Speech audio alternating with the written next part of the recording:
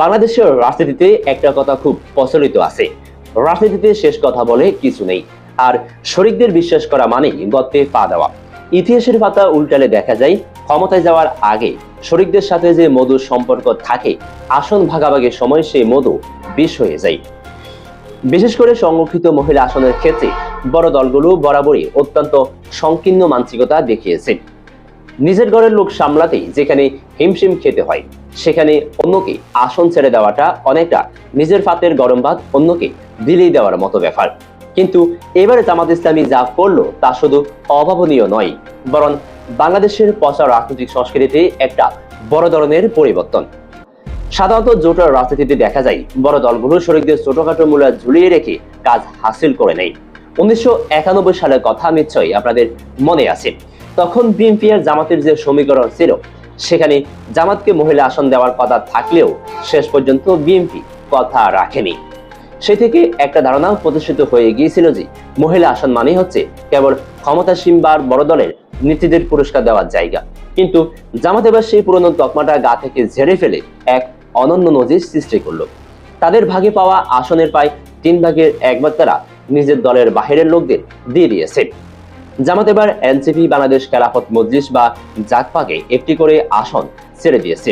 বাম ঘরানার দলকে আসন দিয়ে জামাত হয়তো প্রমাণ করতে চাইলেও তারা কঠোর পন্থা থেকে বেরিয়ে সবাইকে নিয়ে চলতে চায়। তবে সবচেয়ে বড় চমক ছিল জুলাই শহীদদের পরিবারকে আসন দেওয়া। জুলাই বিপ্লবের প্রতি শুধু মুখে সমর্থন নয়, বরং সংসদীয় আসনে শহীদ পরিবারকে জায়গা দিয়ে তারা একটা আবেগীয় এবং নৈতিক উচ্চতা দখল করে নিল। একজন রাজনৈতিক বিশ্লেষক হিসাবে যদি বলি, জামাত এখন এক ঢিলে কয়েক পাখি মেরেছে। তারা তাদের ইমেজ সংকট দূর করার পাশাপাশি শরিকদের মনে আস্থার জায়গা তৈরি করেছে। ছোট দলগুলো এখন ভাববে জামাতের সাথে থাকলে অন্তত ঠকতে হয় না। আমরা জানি বাংলাদেশের মানুষ এখন কেবল বড় বড় ভাষণ শুনতে চায় না, তারা চায় কাজের প্রমাণ। রাজনীতির মাঠে যেখানে একটা পদের জন্য মারামারি হয়, সেখানে অন্য দলের ফাঁদ থেকে নিজের নিশ্চিত আসন ছেড়ে দেওয়া সার্টিফিকেটনি কথা নয়।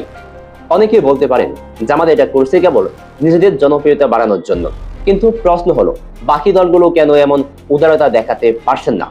জামাতের এই পদক্ষেপ বাংলাদেশের রাজনীতিতে একটা নতুন ইতিহাস সৃষ্টি করলো। তারা বুঝিয়ে দিল রাজনীতিতে শুধু নিতে হয় না, দিতেও জানতে হয়। শহীদ পরিবারকে সম্মান জানানো আর শরিকদের জায়গা করে দেওয়া, এই মডেল যদি অন্য দলগুলো অনুসরণ না করে, তবে আগামী দিনে তাদের বড় রাজনৈতিক সংকটের মুখে পড়তে হবে। সোজা কথায় জামাত এবার বড় ভাই সুলভ আচরণ করে মাসের পুরো টাইমলাইনটা নিজেদের দিকে টেনে নিল।